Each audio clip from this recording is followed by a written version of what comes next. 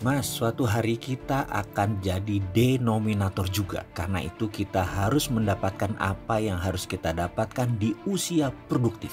Bayangkan, di saat lagi mulai meeting bulanan, mendadak si Babe mengatakan hal ini. Duduk saya langsung delosor. Kalimat ini dalam dan pastinya hanya sedikit orang yang memahami perkataan dengan kosakata seperti kata denominator itu. Saya menghentikan sejenak meeting tersebut karena otak saya mendadak loading. Ada lingkaran kecil di sudut otak yang sedang berputar-putar mencerna kalimat. Suatu saat kita jadi denominator. Bayangkan posisi meeting tersebut di mana duduk saya sebagai tuan rumah ada di ujung meja, lalu 10 yang lainnya adalah para direksi dan anak usaha serta para mitra.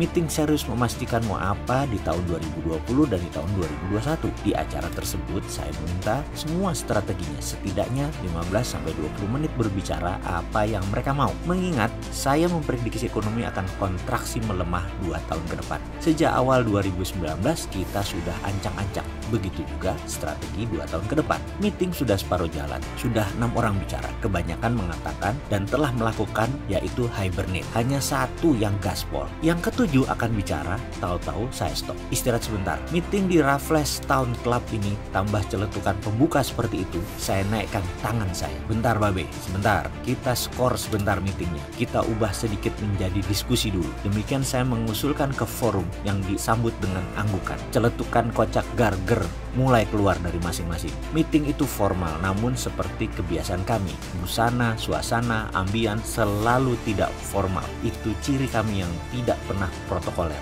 Denominator ya, kita mendadak menjadi pembagi sebuah nominator. Begitu ya? Benar, kata saya demikian. Saya memulai diskusinya. Jadi B, kata saya ke Pak B, suatu saat kita jadi faktor pembagi. Begitu kan maksudnya kaum denominator itu? Yang dijawab sambil mengangguk karena bibirnya sedang mencicipi kue jajanan pasar khas Raffles. Oke, saya mau melanjutkan dengan melompat sedikit karena si Babe itu sudah bawa bahan denominator dan saya bawa bahan nominator. Saya mau melompat ke satu hal yang berhubungan dengan dua kosakata tadi di dunia ekonomi. Kita sepakat bisnis adalah science. Bisnis adalah ilmu pasti. Setuju ya? Pertanyaannya, tahukah Anda nominator bisnis Anda? Lalu, tahukah Anda denominator bisnis Anda? Kalau di Gojek, nominatornya adalah para user yang menginstall aplikasi Gojek. Lalu, denominatornya adalah para supir ojek. Rumus sukses bisnis adalah nominator harus lebih besar dari denominator agar positif hasilnya atas lebih besar